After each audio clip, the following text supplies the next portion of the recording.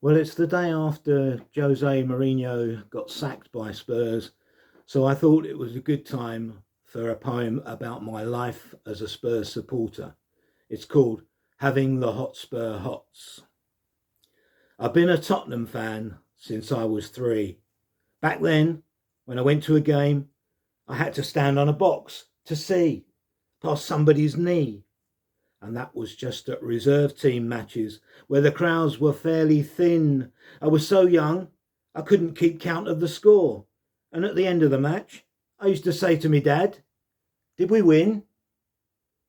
It wasn't until I was 7 that I went to a first team game, a 5-3 win against Southampton. But sadly, my inexperience showed once again. Oh, when the saints go marching in, I joined in as the song was sung. But my dad had to whisper in my ear, you're singing the wrong song, son. Glory, glory, hallelujah. That's what the Spurs fans sing. It sounds a bit like a hymn in a church, and certainly I've often prayed for a win. Sometimes I've even wished for a miracle, an away win perhaps at Man U, a last-minute winner in a cup match, or even a trophy or two. But in that respect, I was lucky in those early years, for we lived in trophy heaven. Spurs did the double in 61 and won the FA Cup again in 62 and 67. We even won the European Cup Winners' Cup, I'm proud to tell. And if there had been a European Cup Winners' Cup, we'd have won that cup as well. I remember thinking as that little boy, a cup final comes like Christmas every year. Little did I know then that a football fan's life is not always full of such cheer, just beer. It's a life spent with hopes unfulfilled, as you take each weekly beating, another dream dashed in a derby clash, and same old Arsenal always cheating. Yes, of all the teams that I hated, Arsenal reigned supreme. I even used to hate the Arsenal Sabutio team. If I played the game with an Arsenal fan, we'd both flick our players mentally. And if it looked like I was going to lose, I'd tread on Charlie George accidentally. And that was never a penalty. They're our bitterest local rivals, you see, the enemy in red and white. Boring Arsenal, lucky Arsenal, countless fluky, undeserved goals casting a shadow over many a Saturday night, even when Arsenal was shite. Back in the 70s, we even went to war, and the winners of the fights on the terraces seemed to matter more than the score.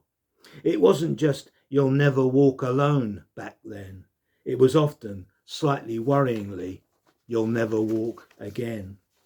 If you found yourself amongst opposing fans, there was only one thing to do. Hide your scarf in your pocket and sing along with their songs too. Then scarper to the loo.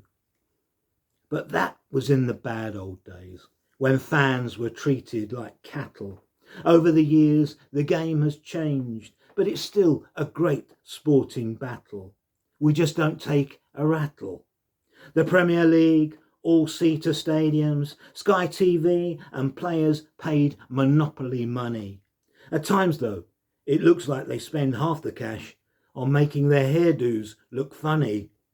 Fluorescent boots, flashier kits and fun-filled frolicking goal celebrations. Racism kicked out and slinkier kickers shipped in from far fancier footballing nations. The ones that beat England in penalty shootout situations. The ball skills better, the tactics trickier, the slide rule passes slicker, the blue and white blood still pulsing in my Tottenham veins and my hopeful Hotspur heart heaving forever quicker. Memories of Wembley, when Ozzy's knees went trembly and Tricky Ricky slalomed through the box, of when life was a doddle for Hoddle and Waddle singing Diamond Lights with mullets on top of the pops. and always the dream that the latest Spurs team will be better than any before, that the prima donna gooners will be goners so much sooner if we just get a striker who can score, unlike Adebayor. While ever again down at White Hart Lane, another crucial floodlit game, the mood the same and the deafening match day din.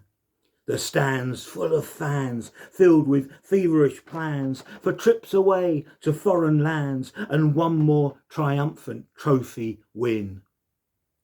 I only wish I could afford to get in.